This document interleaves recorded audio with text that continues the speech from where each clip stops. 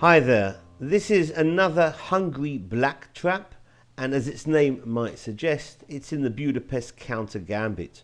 White opens d4, black knight f6, and after c4, black plays the Budapest counter gambit with e5, giving up the e-pawn. After d takes on e5, the attacked knight moves to g4 and wants to get the pawn back immediately. Well, in this extremely common position and topical defense, white will usually play bishop f4 defending or knight f3 defending. But there are some offbeat alternatives, one of them being queen d5, which is far from being anything like a blunder.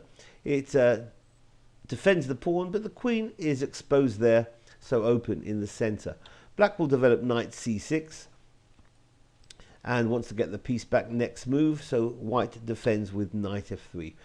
And black has to play aggressively here, so the best move for black is actually giving up the pawn by playing d6. If e takes on d6, then bishop takes on d6, and black is certainly good value for money for that pawn deficit, with a lot of active piece play and attacking chances. If instead of e takes on d6, white develops, plays bishop g5 hitting the queen, then bishop e7, bishop takes e7, and not queen takes e7 but knight takes on e7 hitting the queen. The queen can run back to e4, but now a nice little try. D takes on e5. The idea being that if queen takes on e5, then obviously the queen is gone, the knight is defending it, and if knight takes on e5, white wants to remain materially ahead, but black has a nice tactic here with queen sacrifice. Always a pleasant thing to see.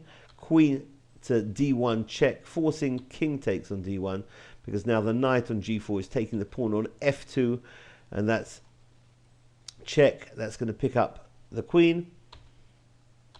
And after the king moves, let's say he goes back to e1, then knight takes the queen on e4, and we have material equality, but with a better game here for black.